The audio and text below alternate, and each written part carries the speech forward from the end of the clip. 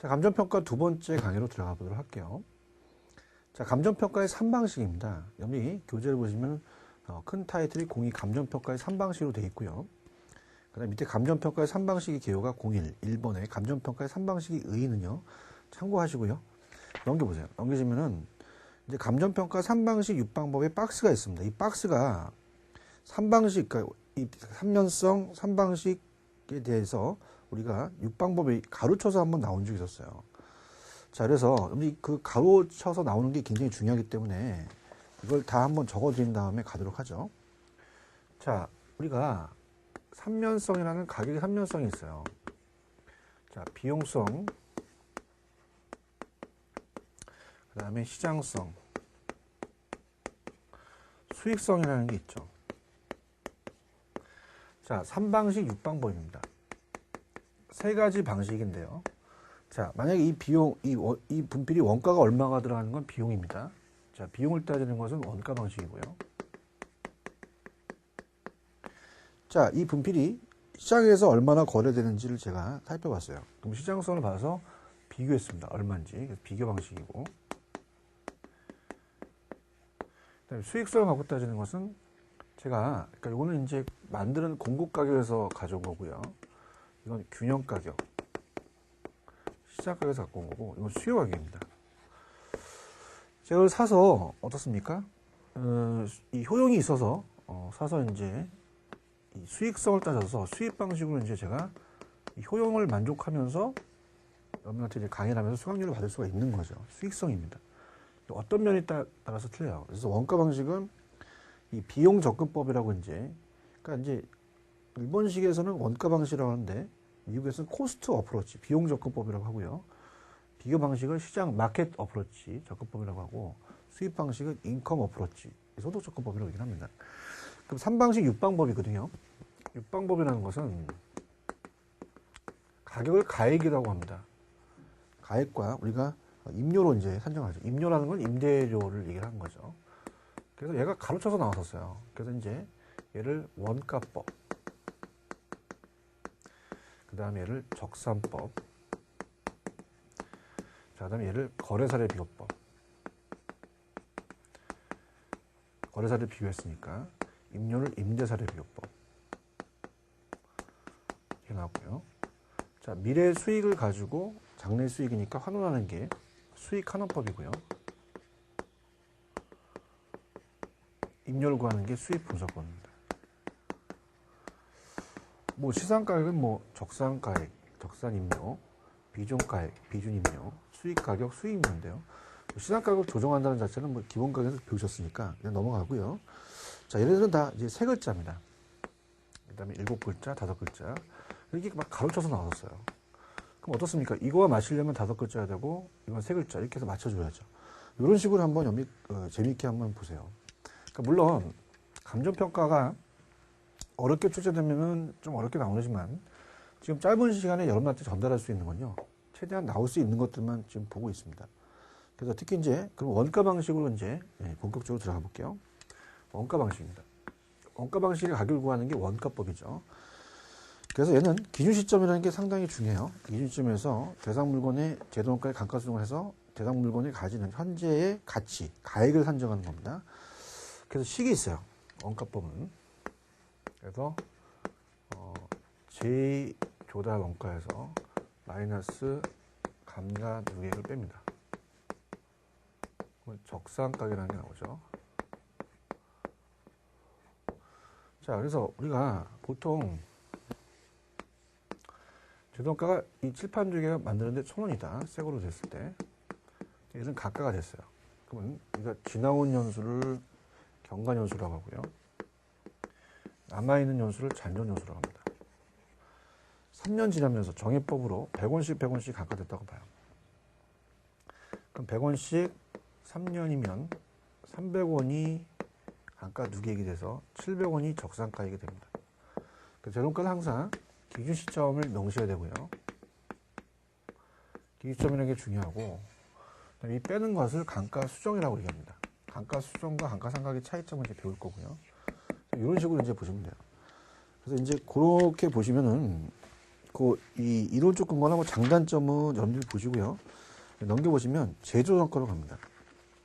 나중에 이제 요약 강의 때 제가 말씀드리겠지만, 뭐 제조정가도 뭐 기준 시점에서 이제, 재생산, 재취득하는 데 비용인데요.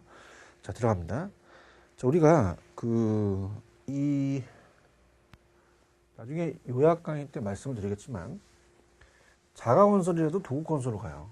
왜냐면 내가 직접 자가했다? 그럼 평가사가 이것저것 물어볼 수 있잖아요. 그러면 어떻습니까?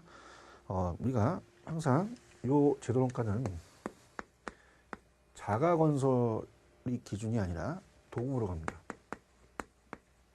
그래서 어때요? 수급인의 적정인이 포함이 되죠. 그래서 항상 자가건설이라도 도급건설로 간다는 거. 그래서 표준적 건설 비용이 수급인의 이윤이 포함이 된다는 거 꼭 기억하세요. 그 다음에 이제 이 복조원가와 대치원가라는 게 있어요. 복조원가, 대치원가는, 이거는 이제 나중에 이제 박스로 정리를 다시 해드리겠지만, 복조원가, 대치원가라는 자체가 굉장히 힘들죠. 그래서 이제 이것도 어려운 건데, 만약에 5층짜리 건물인데, 엘리베이터가 없어요. 그러면 복조한다, 복지한다.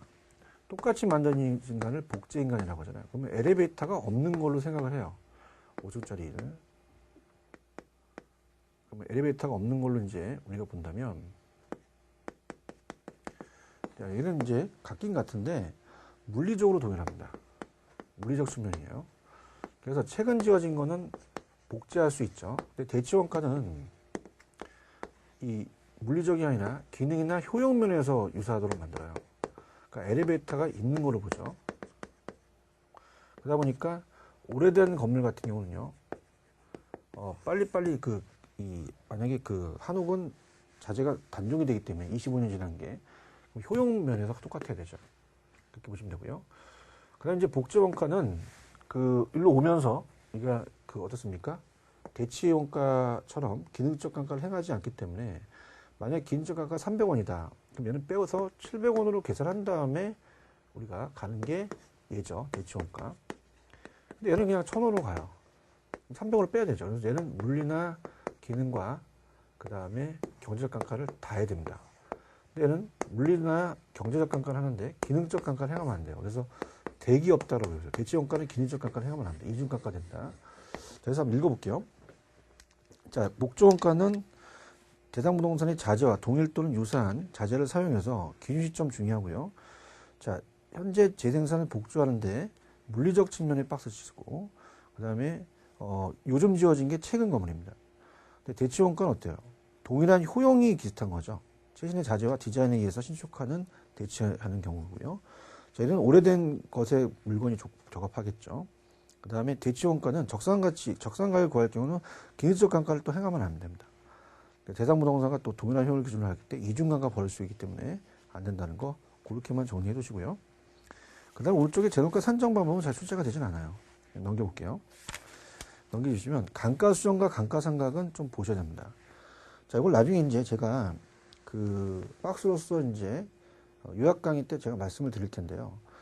감가상각과 수정의 차이점은 이제 나와 있지만은 다시 한번 이제 비교한다면, 자, 이건 감가수정입니다.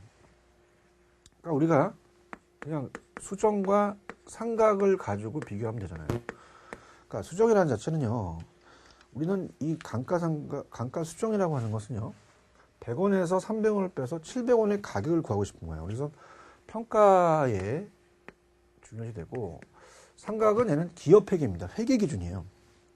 회계 때 비용을 처리해버리죠. 그 다음에 이제 수정은 우리는 기준 시점 현재 가격 파악인데, 걔네들은 이제 비용 배분, 비용을 처리하는 거고요. 그 다음에 우리 수정은 그러면 재조달원가를 잡아요. 근데 걔네들은 장부상을 값줍니다. 취득가에. 언제 취득했느냐, 장부가 언제 취득했냐에 따라서 비용을 처리할 수 있죠. 그 다음에 이제 우리는 외부적인 거니까 관찰감가를 인정합니다. 눈으로 직접 확인해야 돼요. 근데 장부상이니까 얘는 인정할 필요가 없고요. 그 다음에 자, 상가계들은 비용 관점만 고려하는데 우리는 시장성과 수익성을 고려하고, 자, 우리는 이제 이 경제적 가치인 경제적 내용 요소가 갖고 따지는데요. 밑에 경제적과 이 물리적인 이 법적 내용 요소가 있는데요. 경제적은 이제 경제적 가치니까 이 경제적을 중심으로 봐요. 그래서 장래 보존연수 남아있는 게 중요한데 얘네는 딱 법정으로 딱 정해져 있죠. 그래서 법정 내용연수로 우리가 어떻습니까? 경관연수를 중점으로 한다. 그 다음에 이제 수정은 물리와 기능과 경제적을 다 보는데요. 얘네들은 물리와 기능을 보는데 경제적 감가는 안 봅니다. 외부 감가는. 그 다음에 이제 그렇다면 이제 우리는 눈으로 확인했으니까 실제 감가와 일치하는데 얘네들 일치하지 않죠. 그 다음에 인문과 우리가 그 기본 강의에서 우리 조성지 매립지도 원가법이 가능합니다. 우리 토지에도 수정을 해요. 근데 상가가 수정하지 않는다. 자, 그렇게 보시고요. 그 다음에 이제 밑에 그래서 나중에 이제 이 경제적 내용 연수는 이제 부동산에 우리가 이제 내용 연수를 이제 봤을 때 경제적 내용 연수는 부동산의 효용성이 지속되는 경제적 수익이 발생되는 사용기간이고 법정은 세법에 대한 정한다. 이렇게 해서 구분해 드릴 건데요. 그럼 내용 연수가 이제 물리, 기능, 경제가 있듯이 밑에 감가 요인이 틀립니다. 감가 요인이 법률적 감가인데 법률적 감가 원하는 경제적 감가에 포함이 돼요. 그래서 감가 요인이라는 게 중요한데 자, 이렇게 해볼게요. 감가가 된다. 아까 뭐 기능적 감가라는 걸 얘기했잖아요. 그래서 이것도 이제 감가 요인 자체가 시험 문제 나올 수가 있어요. 그래서 이제 정리를 해본다면, 자, 세 가지 건물이 있어요. 5층짜리 건물은 똑같습니다. 그래서 내부적인 감가와 외부적인 감가. 자, 만약에 건물에 이제 금이 갔어요. 물리적 감가라고 합니다. 노후화가 됐죠. 사람도 늙으면 노후화가 되죠. 그러니까 늙는 건 우리가 물리적 감가예요. 근데 안 늙었는데 엘리베이터가 없거나 형식의 구식화. 형식의 구식화는 재래식법 같이 옛날 형식이에요. 그럼 늙으면 노후하고 촌스러우면 형식의 구식화, 기능적이죠. 그래서 다 내부적입니다. 치유 가능과 불가능이 다 있죠. 근데 여기 만약에 5층짜리의 신축 건물입니다. 금도 안 갖고 엘리베이터도 있죠. 그러면 물리와 기능적 감가는 안 됐지만 외부 상황이 잘못될 수 있어요. 탄광촌이어서 유동인구가 많습니다. 그래서 우리가 시장성이 좋은데 자, 외부적으로 탄광촌이 폐광됐다? 같이 따라 움직이지 못해요. 치유가 불가능하죠. 경제적 손실이기 때문에 이걸 경제적 감가라고 합니다. 이 경제적 감가라는 것은요. 첫 번째 당연히 지역이라는 단어가 나오겠죠. 지역적인 외부적인 거니까 지역성이 이제 지역에 대한 감퇴고 시장성 감퇴라는 게 나오고요.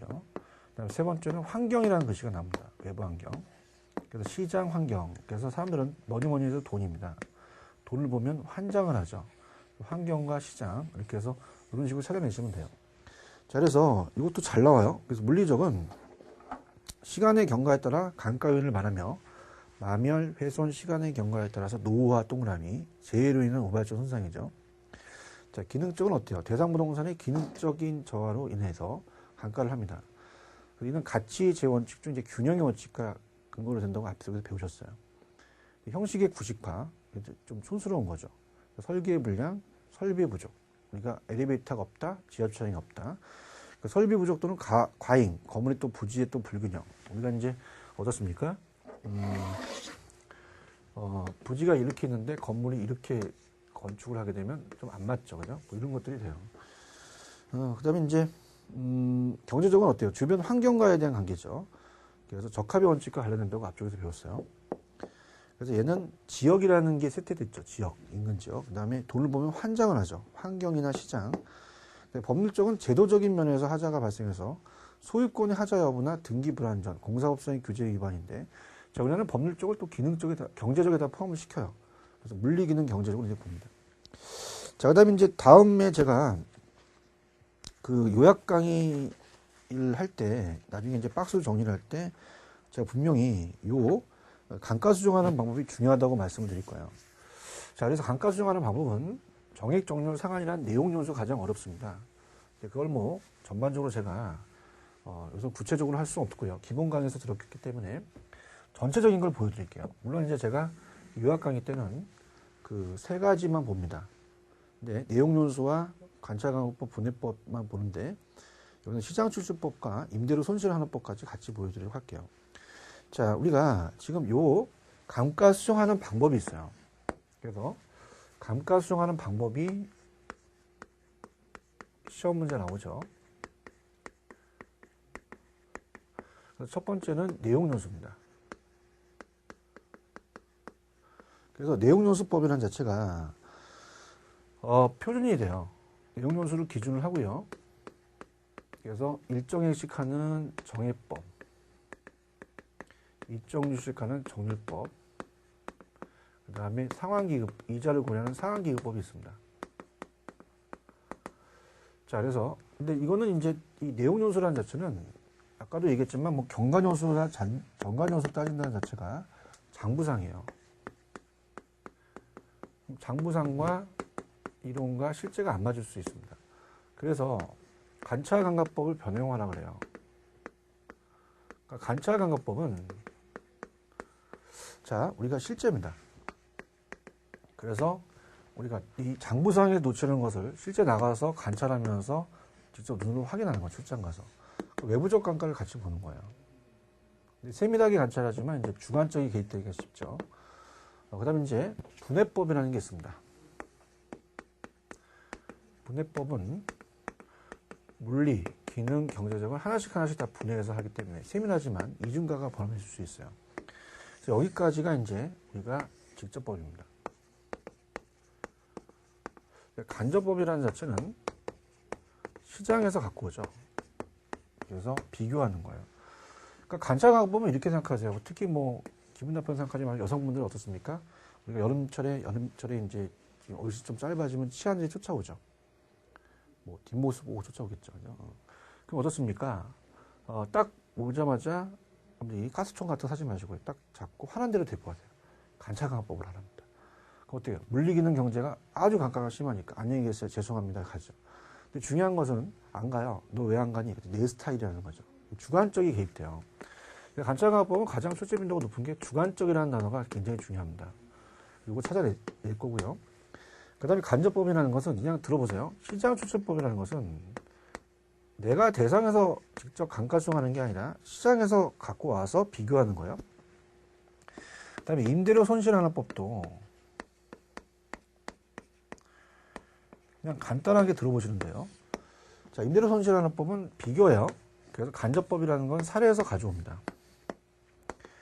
그럼 사례와 대상을 봤을 때, 자, 사례 부동산과 대상을 봤을 때, 다 누가 다 5층 건물입니다. 사례 부동산은 만약에 엘리베이터가 있는데, 난 엘리베이터가 없으면 기능적 감가만큼 임대료가 손실돼요. 그래서 그걸 가지고 비교하는 것이다. 그래서 전반적으로 우리가 시험 문제가 오지선다기 때문에요. 앞자만 따서 내관 분시임이라고 하세요. 그래서 여기에 다른 게 들어가면 안 되죠. 여기에 뭐 물리적 투자결합법이라든지 환원율을 구하는 에르두법 이렇게 들어가면 안 됩니다. 자, 그래서 우리가 나와 있는 내용 볼게요. 감가수정하는 방법 갑니다. 감가수정은 내용요소가 표준이에요. 이 관찰감가법이 주관적이니까 정익, 정률, 상한이 있다. 이 대상 물건의 적합한 방법을 선택하여 실시하죠. 그래서 물리기능 경제 감가율을 고려해서 관찰감가법을 고려합니다. 이렇게 돼 있어요. 내용 연수는 어때요? 밑에 신속하게 처리할 수는 있어. 장부상이니까.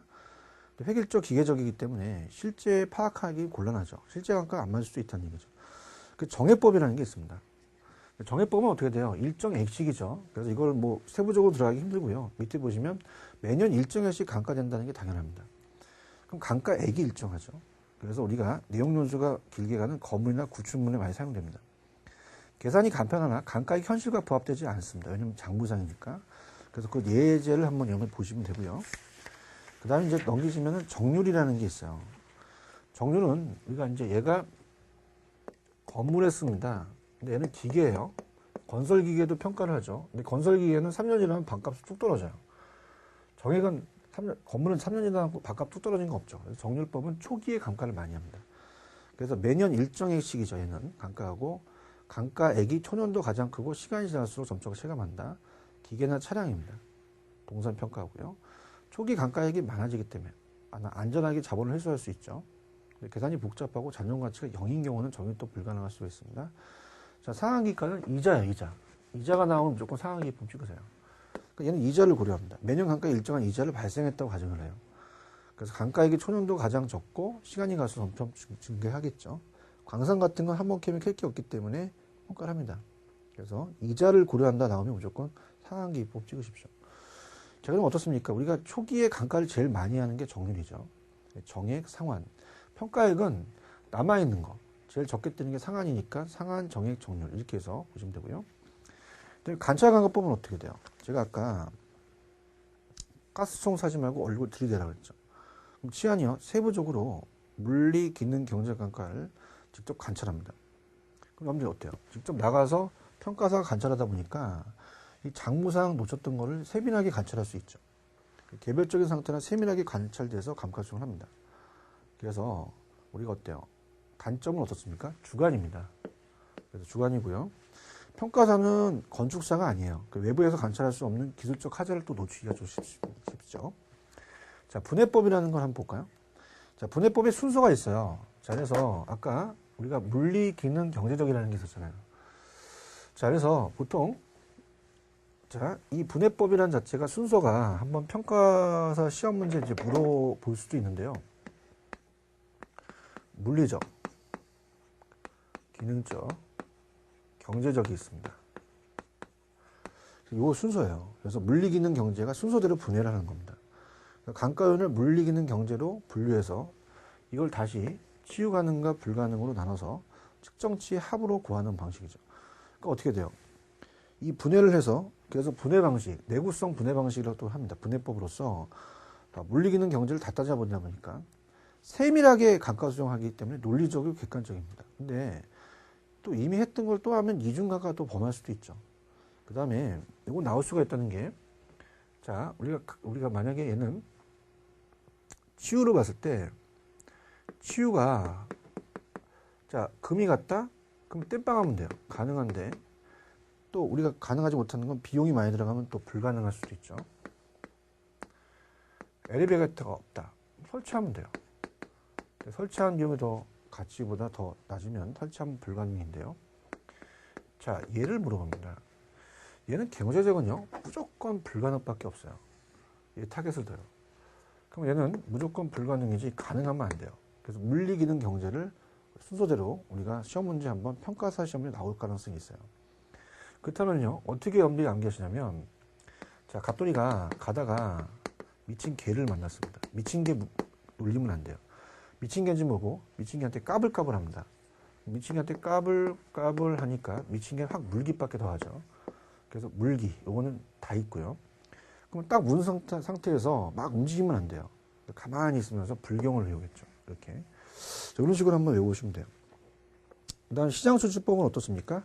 대상에서 구하는 게 아니라 시장에서 추출하죠. 그래서 이제 읽어보면 대상 부동산과 감가상각 정도가 유사한 비교 부동산의 거래 사례를 비교 사례를 분석해서 대상 부동산과 감가 수정을 구하는 방법입니다. 그러니까 대상에서 구하는 게 아니라 사례에서 가져와서 구한 거죠. 그 다음에 이제 임대료 손실은 어떻게 했습니까? 아까 사례는 엘리베이터가 있는데 대상은 없다. 그러면 감가 요인이 존재해서 그렇지 않은 것보다 임대료 차익이 나겠죠. 거기에 대한 손실을 갖고 따져서 우리 하는 비교 방식입니다. 자, 그래서 내관 분심이라는 거 꼭 기억을 하십니다. 그래서 이 원가 방식이라는 자체가 우리 지금 뭐 빨리 진행을 했지만 정액 정률 상환을 좀 빨리 했죠. 그래서 일정액은 정액이고 일정률은 정률이다. 건물은 정액이고 기계는 정률이다. 자, 기계 같은 건 빨리 상각되기 때문에 빨리 감가 초기에 상각을 많이 해야 된다. 그럼 제일 많이 뛰는 거 정률, 정액, 상환이다. 이적으로 하니까 제일 적게 뛴다. 그럼 남아있는 것은 상한, 정액, 정률이 되겠죠. 그 다음에 이제 어떻습니까? 정액과 정률법에 대해서 이제 계산 문제가 나올 수가 있는데 그것까지 지금 다루기는 힘들어요. 그래서 우리가 자, 지우면서 말씀드리는데요. 원가법입니다. 그래서 이 식 중요하고요. 감가수정과 상각의 차이점, 그 다음에 이제 자가건설이라도 도급건설로 수급인의 적정인이 포함된다는 거, 자, 복제원가와 대치원가가 있다는 거, 그 다음에 감가수정과 상각은 차이가 있습니다. 상각과 수정의 차이점이 있다는 것도 여러분들 생각을 좀 해보셔야 되고요. 자, 그 다음에 어떻습니까? 우리가 이 감가 수정하는 방법이 내관 분심이라는 게 상당히 중요하다고 말씀드렸어요. 내관 분심 쪽으로 우리가 시험 문제가 나올 가능성이 커요. 오지선다니까 5개 중에서 아닌 거 낼 수가 있습니다. 그래서 이제 다음 세 번째 시간에 환원율을 구하는 방법이 시조2L부라는 게 있습니다. 시장추진법, 조성법, 그 다음에 시조2, 투자결합법, 에르도법, 부채간담법. 자, 그래서 조씨가 12명, 조씨 12라고 외우시라고 하는데 걔랑 얘랑 가장 출제 빈도가 높아요. 얘도 5개, 걔도 5개거든요. 그래서 다른 것들을 넣을 수가 있단 말이에요. 그래서 요거 강력하게 염려 주장하는데 이 원가 방식에서는 특히 내용 요소가 시험 문제 잘 나옵니다. 정액, 정류, 상한이 있다. 그래서 각각 다르게 또 물어볼 수가 있으니까 여러분들이 반드시 이건 숙지하고 계셔서 내용들을 꼭 체크를 하시기 바랍니다. 근데 내용 요소라는 자체는 기준을 가야 되는 게 관찰관광법이 주관적이에요. 그래서 내용 요소가 표준이고 관찰관광법 등을 해라. 분해법은 물리, 기능, 경제를 다 분해해서 합산해서 구하기 때문에 자, 세밀하지만 이중가가 범할 수 있고요. 자, 시장실수법과 임대료 손실하는법은 간접법이다. 자, 이렇게 해서 5가지가 있다는 것을 꼭 염두에 숙지하시기 바랍니다. 그 다음에 우리가 밑에 보시면 적산법이라는 게 있어요. 적산법은요, 잘 출제되지는 않습니다. 지금까지 출제됐던 거를 말씀을 드리면 적산법은 임대료예요. 보통 평가상은 가격이지 임료를 평가는 안 하겠죠. 자, 그러면 예를 들어서 15층짜리 건물이 15억입니다. 갑돌이가 지금 1억밖에 없어요. 그러면 다 살지 못하죠. 그래서 5층만 계약을 합니다. 그래서 얘가 이 투입이 되는 가격을 기초가격이라고 얘기합니다. 그러면 자, 기초가격이 1억이 투입됐기 때문에 내가 돈이 나가서 투하한 자본이기 때문에 비용이 나갔어요. 그래서 원가 방식의 임료죠. 그러면 최소한 기대이율 정도 나와야 되는 게 기대이율이 바로 은행이자 이자입니다. 그래서 자, 만약에 은행이자 2%밖에 안 주죠. 그럼 2%다. 그럼 어떻습니까? A은행에다 맡기면 연 200만 원을 줄 거예요. 그러면 우리가 200만 원보다는 더 나와줘야 되죠. 그렇다면 무슨 말이냐? 필요재경비가 있을 겁니다. 자, 필요재경비라는 자체가 자, 필요재경비는요. 어떻죠? 우리가 그 여러 가지 뭐 건물 운영할 때 경비가 들어가서 유지수원비라든지 관리비라든지 이런 것들이 들어갑니다. 그래서 필요재경비에 포함되는 항목과 포함되지 않는 항목이 있죠. 그래서 그게 또 중요한데 일단은 만약에 이게 100원이다. 100만 원이다. 그럼 300만 원이죠. 그럼 이게 적산임료가 됩니다. 그럼 당연히요. 은행에 맡기면 200만 원밖에 이제 안 되는데 100만 원을 빼준다고 봐요. 그러면 은행은 비용이 안 나가는데 비용이 나가는데 어때요? 100만 원밖에 손해를 보겠죠. 그래서 필요재경비를 반드시 가산한다는 게 중요합니다. 그래서 적산임료를 구한다는 거.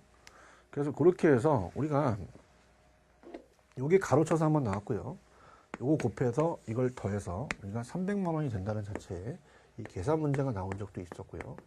자, 세 번째는 이걸 이 기대율을 이제 우리가 곱해서 어떤 사정보종이라는 단어는 여기 들어가면 안 돼요. 다음에 이제 보실 그 감정평가 비교 방식이 나옵니다.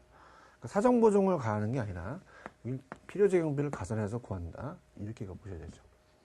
자, 그래서 자, 갑니다. 기준 시점이라는 게 중요하죠. 대상 부동산의 가격에 기대율을 곱해서 산출한 금액의 대상 물건을 계속해서 임대차는 재경비를 가산한다는 게 중요해요. 그 다음에 이거는 가액이 아니라 임료죠. 그래서 얘가 이 정의가 나올 가능성이 큽니다. 그럼 여러분 어떻게 돼요? 딱 2가지인데 필요재경비를 공제하는 것도 아니고 가산한다는 거. 그 다음에 얘는 가액이 아니라 임료를 산정한다는 거. 그것만 좀 체크하시면 됩니다. 자, 그 외에 이제 이 적산법은 나오기가 좀 그래요. 나오기가 그래서 만약에 나온다면 우리가 이 필요재경비라는 이 3번에 이제 넘겨보시면 3번에 필요재경비라는 게 있죠. 그래서 보통 우리가 감유조선 결공정 이렇게 외우시라고 하는데요. 그냥 기본 강의에서 했으니까 그냥 들어가 볼게요. 자, 감가상각비는 포함이 됩니다. 감가상각비는. 그래서 항상 우리가 임차인이 운영을 하기 때문에 감가상각이 난 것은 임료에 포함시켜요. 유지관리비는요. 자, 다 공부를 하셨으니까 이제 정리하는 거 할게요. 유지관리비는 수선비 기타 유지관리 비용은 포함이 됩니다. 근데 공익비 부가사용료. 자, 이게 뭐냐면 공익비 부가사용료는 수도라든지 전기세 같은 거예요. 이런 것들은요. 따로 내기 때문에 따로 이제 포함시키지 않고 따로 걷습니다. 별도로 처리하고요.